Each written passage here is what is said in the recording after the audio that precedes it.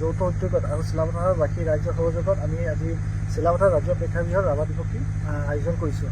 আৰু বিগত বৰ্ষত এইবৰ্ষ আমি ভাৰতীয় স্বেচ্ছাসেৱী সংস্থাৰ তৰফৰ পৰা 2টি বঁটা আমি আগবঢ়াইছোঁ।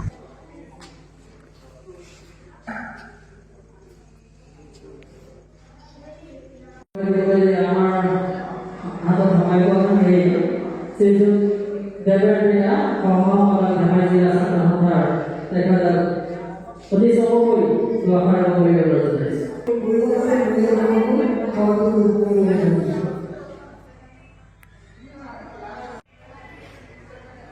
ইয়াৰ পৰিৱৰ্তন পত্নী আৰু যুৱতী ইয়াৰ ভিতৰত আমি মহিলাসকলৰ পৰিয়াল